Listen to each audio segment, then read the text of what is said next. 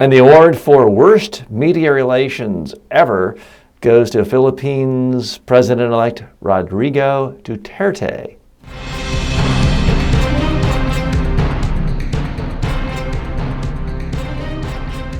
Speaking, the show about effective speaking in public, to the media, at work, and in life. Speaking with TJ Walker. Wow, folks, I've seen a lot of politicians mishandle the media, poorly understand the media, have frayed relations with the media, but this is a new level. Philippines President-elect Rodrigo Duterte is boycotting the media.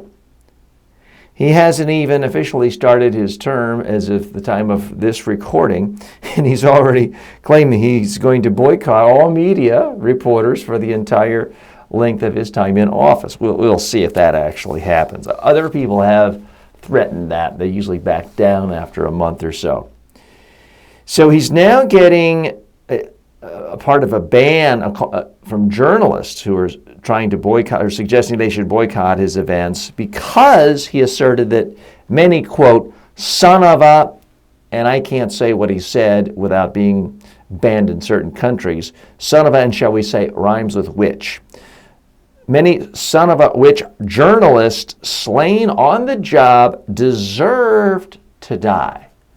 Now, a lot of politicians have low regard for reporters. Here in the United States, Richard Nixon, the former president elected in 1968, had a famous contempt for reporters and referred to them privately as these son of, and I'll clean it up, son of witches.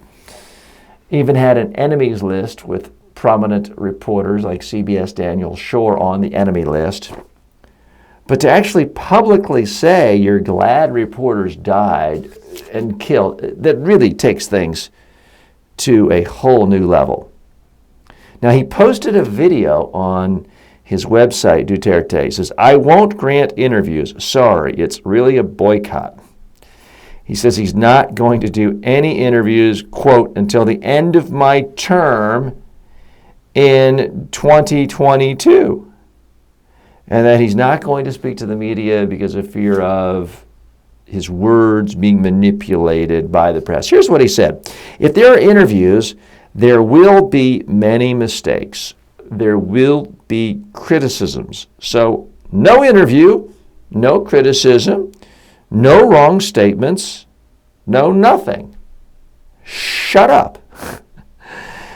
And then he also speaks in his native language there, essentially saying, I really don't want it anymore, go away. This is truly extraordinary, folks. I'll talk about the ramifications in one moment.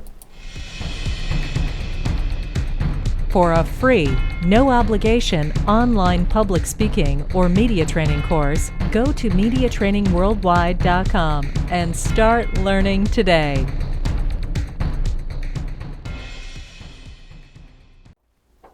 I have to share with you some of the other choice comments he made. Here's what he said to Benjamin Ishmael, who is head of a media desk in the Pacific. He says, go ahead, boycott me. As a matter of fact, I'm urging you make this your last trip in Davao City, where he's based. I hate giving interviews. I would be content with a camera and a cell phone taking pictures of me. Do not come here anymore. I'm challenging you guys. Kill journalism. Stop journalism in this country. If you're worth your salt, you should accept the challenge. Wow. I mean, this truly is extraordinary for someone who is ostensibly a leader of a democracy. Now, every democracy has its strengths, its flaws. Everyone has certain restrictions on the media. I mean, here in the United States, you can't shout fire in a crowded theater. There are limitations to speech and the media. You can't, for example, print the locations and codes to nuclear bombs. violating national security. So everyone has some restrictions. There are some checks and balances. But to say, no media, I essentially hope you die, and I just want you to take my picture, is showing absolute contempt for any notion of a free press. And the Philippines has had its reign of authoritarian leaders in the past, most noticeably Ferdinand Marcos. The real problem, though, is you can't attract, well, there's a lot of problems, but one of the biggest problems is no one else wants to live in your country. People don't want to do business with your country. It's harder to get economic development and investment in your country if people feel like the leader can do anything they want. If you consolidate all the power in a leader who is unchecked by media, you really set yourself up for a tremendous number of abuses. This is one reason why a lot of political observers in the United States are increasingly scared at the musings of Donald Trump and his attitudes towards the media, saying that basically any reporter who's ever critical of him is lowlife. He calls them names. He has said openly he wants to make it easier for political figures and business leaders to sue and win libel cases against journalists.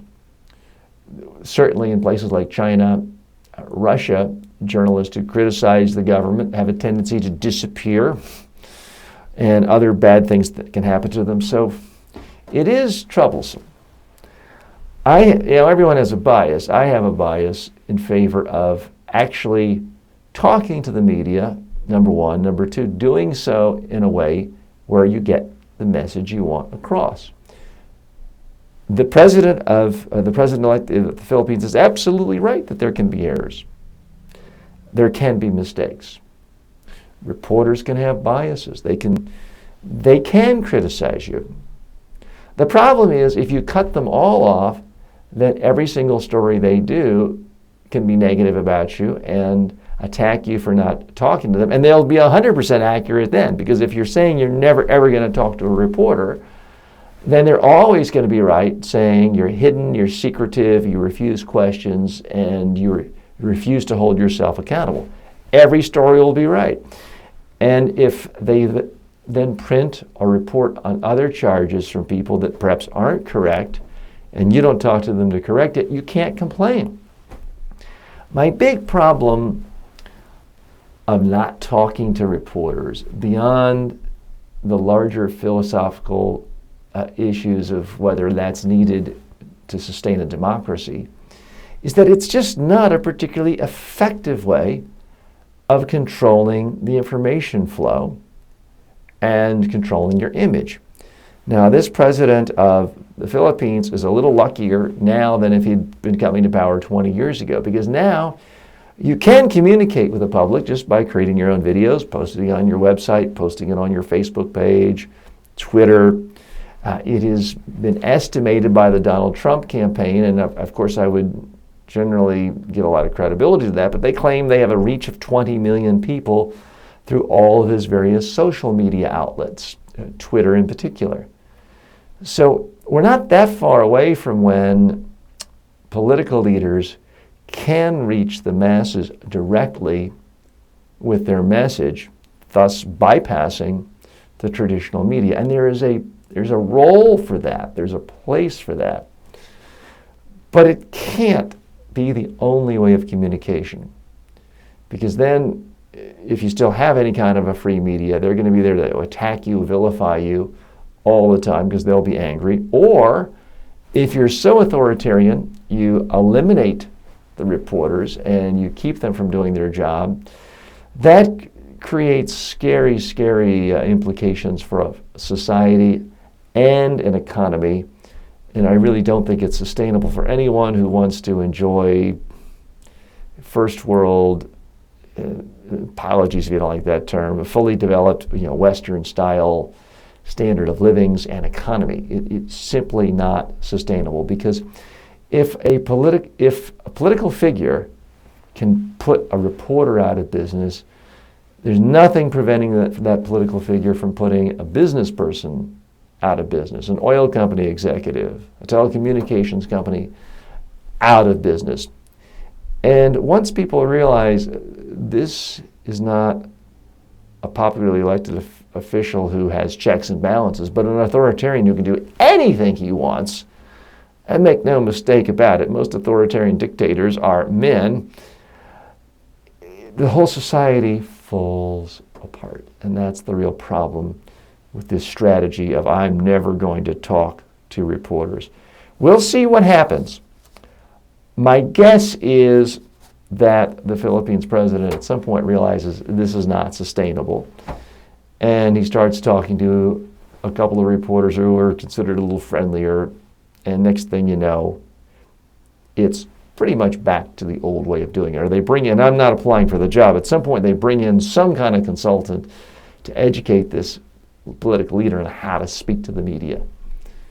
Because if you know how to talk to the reporters, and you know how the media work, and you know how to speak in sound bites, at some point it doesn't matter if the reporters like you or agree with you, you can still communicate your message to a much larger audience than you can just through your own media, even if you are like Donald Trump and you have 6 million Twitter followers. I'm TJ Walker. I have a lot fewer Twitter followers than that, but I am very much appreciative of you being a listener or a viewer today. Thanks so much. See you tomorrow. Speaking with TJ Walker is the #1 rated daily streaming TV and radio show devoted to all aspects of speaking and communication. If you received value from this show, then please subscribe to it at MediaTrainingWorldwide.com. Please review the show, leave comments, and share it with your friends and colleagues today.